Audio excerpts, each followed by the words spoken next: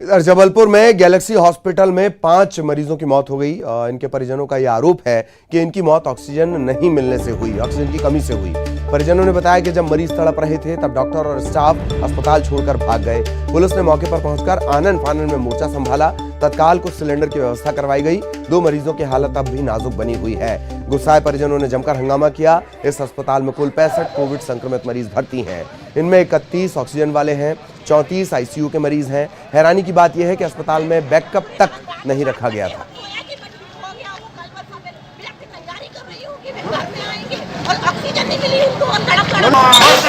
Exact time तो नहीं मालूम है, 2:45 के आसपास, और 1.5 घंटे तक यहाँ पे ऑक्सीजन नहीं थी रात को। इसलिए उनको मालूम पड़ गया था, बहुत सारे पुलिस वाले इसलिए इकट्ठे कर गए थे, उनको मालूम हो गया था कि कुछ ना कुछ गड़बड़ हुई है यहाँ पे।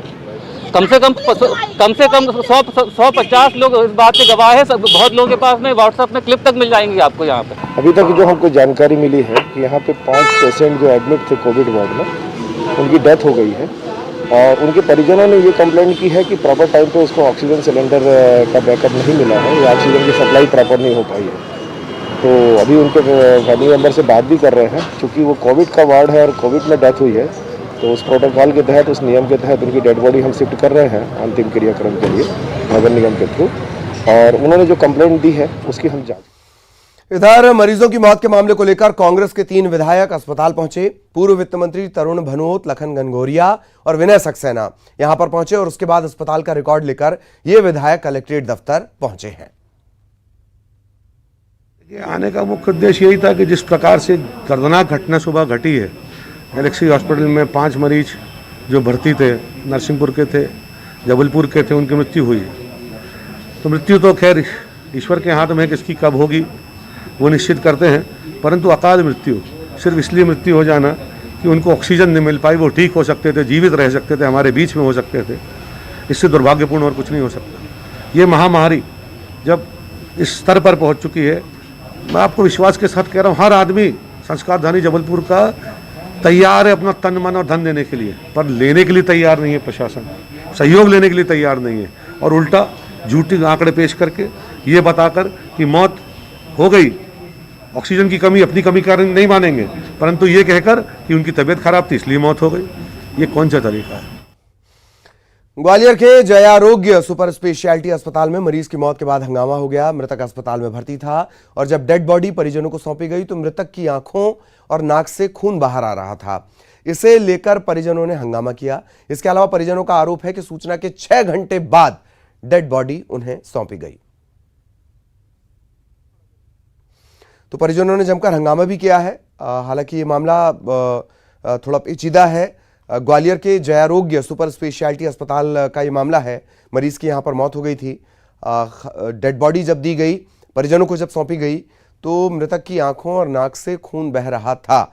इसे लेकर परिजनों ने हंगामा किया है। साथ ही परिजनों का आरोप है कि सूचना के 6 घंटे के बाद डेड बॉडी उन्हें सौंपी गई। इसे लेकर भी जो परिजन थे वो नाराज थे।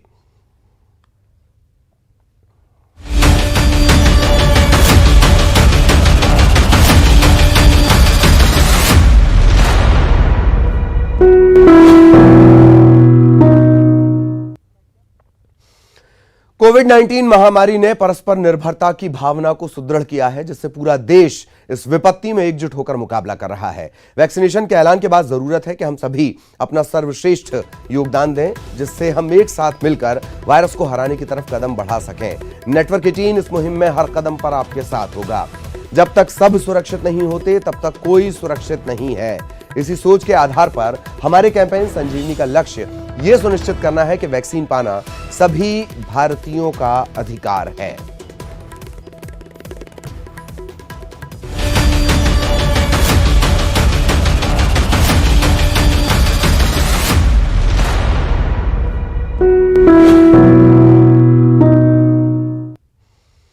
और होम आइसोलेशन वाले मरीजों के लिए योग क्लास शुरू हो रही है। प्रदेश में 55,506 मरीज होम आइसोलेशन में हैं। सरकार योग क्लास मरीजों को मुहैया करवाएगी। मरीजों को योगा टीचर वर्चुअल योग सिखाएंगे। स्वास्थ्य आयुक्त आकाश त्रिपाठी ने योग क्लास को लेकर गाइडलाइन जारी कर दी है।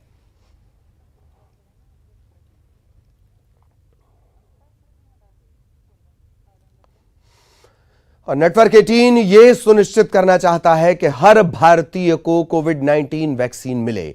टीकाकरण को लेकर जागरूकता बढ़ाने के लिए नेटवर्क 18 और फेडरल बैंक की पहल संजीवनी अ शॉट ऑफ लाइफ को सपोर्ट करें। यहां रुकेंगे एक ब्रेक के लिए।